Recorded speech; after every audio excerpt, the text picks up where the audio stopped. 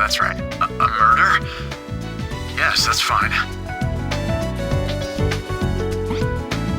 A murder? Yes, that's fine. He said his hair was broken and needed to be fixed. That was around noon, I think? I got the call earlier that day. Yes.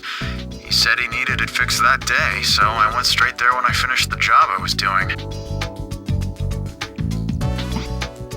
Yes.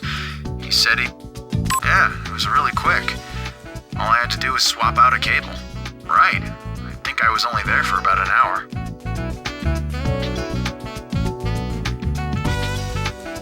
The customer?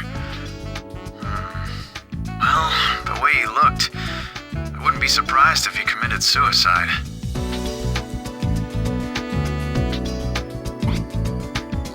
Around 3 p.m.? No, I wouldn't have a clue. I was already fixing a washing machine at my next appointment.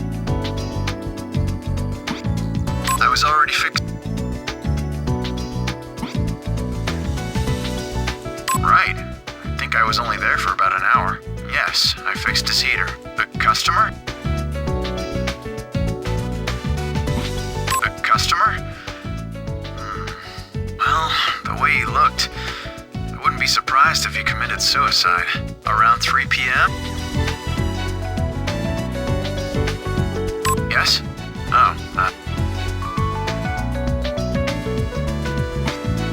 Yes? He said his air was broken and needed to be fixed. He fixed the air. We should focus on that.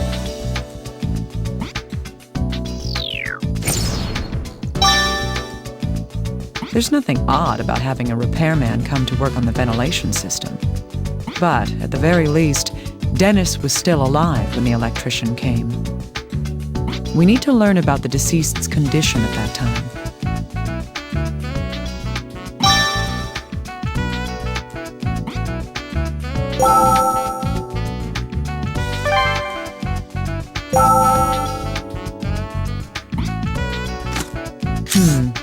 Yes, these pieces of information do go together. On the day of the incident, the electrician had been asked to repair the deceased's air. The electrician went to the deceased's room at noon and left after finishing his work. Both the deceased's neighbor and the electrician himself agree on this.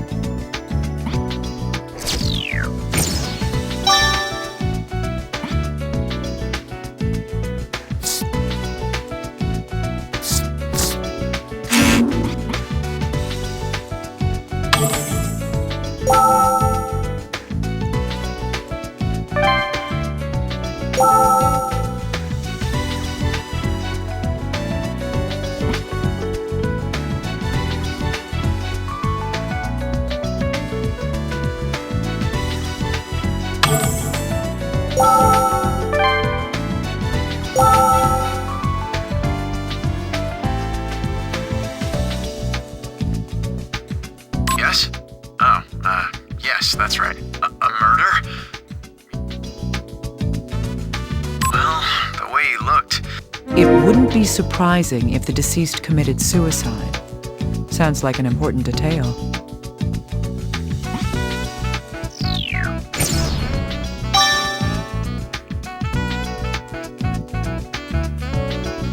Does that mean the deceased had a motive for killing himself?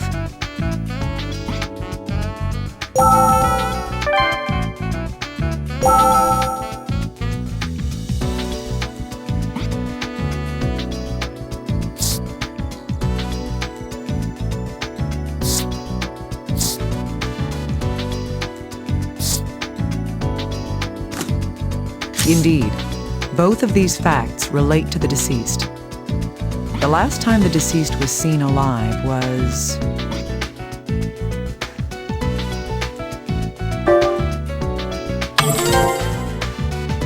That's right. At that time, he seemed...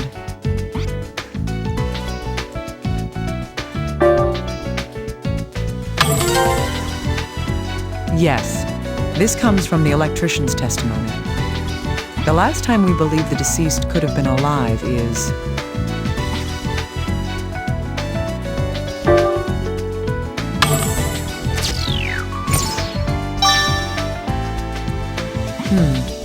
Indeed. The neighbor reports hearing a sound from the room at that time. Within an hour after that, a fire started in his room. The deceased was later discovered dead. That's all we know at this point.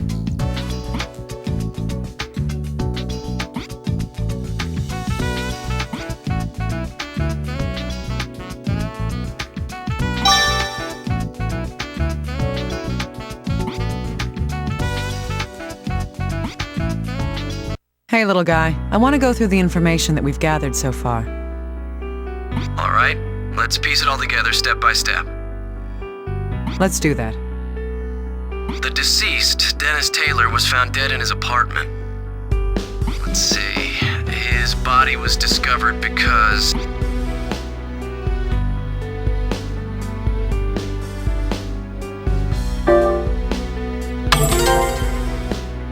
Yes, but by the time firefighters arrived on the scene, the fire had already gone out.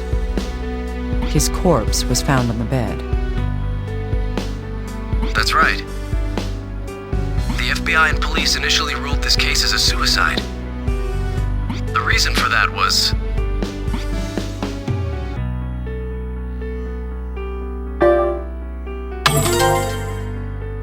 That's correct. The other reason was...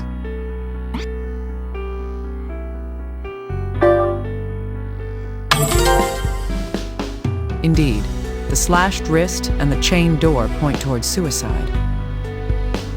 It would seem he was so desperate for death that he would both slit his wrist and set his room on fire. That isn't a surprising conclusion. The knife blade does match the shape of the wound in the wrist. The blood on the blade matches his DNA. Lastly, the deceased's fingerprints were found on the handle of the knife.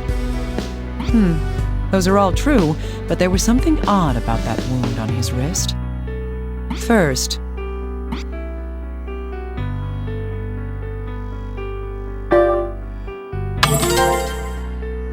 another point is,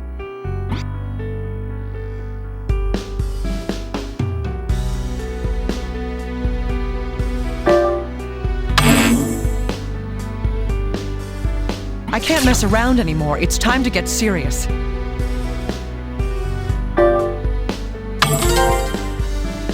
His finger was fractured. Would he have been able to use a knife with a wounded hand? It's very unlikely, but that's not the only thing that raises doubt. If he did die of the knife wound, he would have bled to death. However, investigating the corpse points to a different cause of death. That is... I can't make any more rash decisions. I need to think cautiously.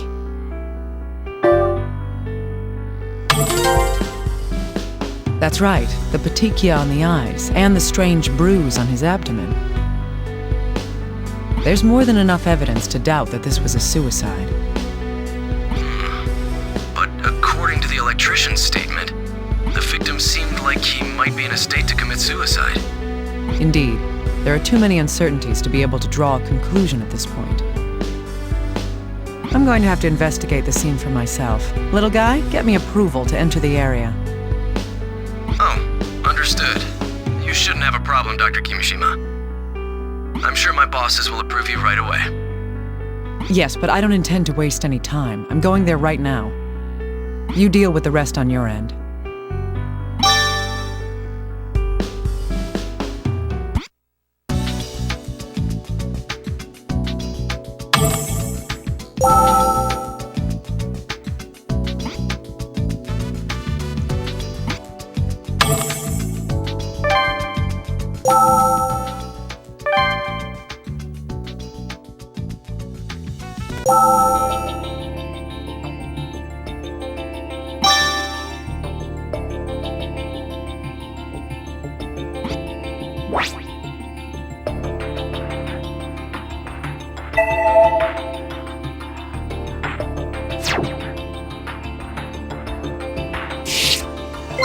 It's the ceiling fan. There's a speed selector and a timer.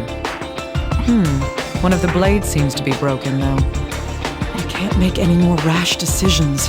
I need to think cautiously.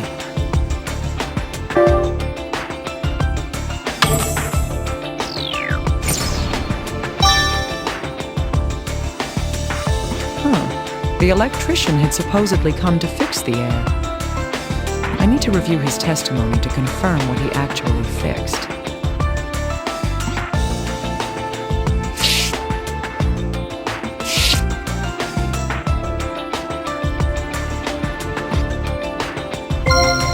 This is where the deceased's corpse was.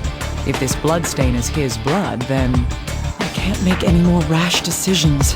I need to think cautiously.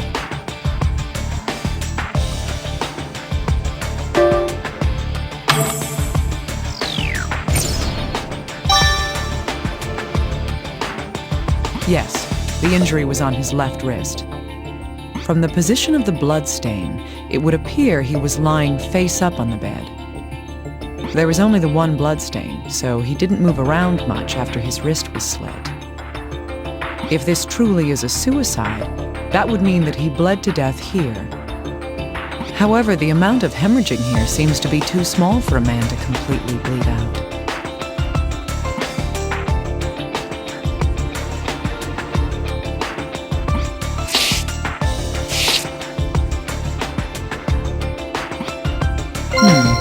Who's this in the picture? The deceased's friend? I see. I was so caught up in the case that I didn't check the man's background. Hello, little guy. Can you hear me? Oh, yes, I hear you. Did you need something, Dr. Kimishima? Yes. Can you do me a favor and look into the deceased's friends? I'm going to send you a picture right now. Try getting a hold on whoever that is. All right. Is there anything in particular you'd like us to find out? Let's see. First, about the deceased himself. It'd be great to find out more about the day of the incident. All right. I'll make preparations to have them questioned. I'll send you the recordings of their answers, so please check the recorder. Good. I'm glad you can get on this so quickly. I'll be counting on you.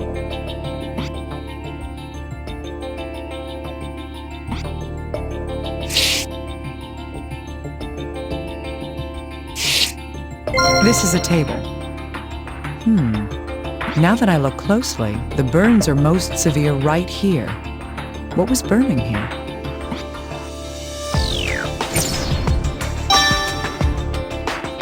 If I send this for analysis, I might find out what was on fire on the table.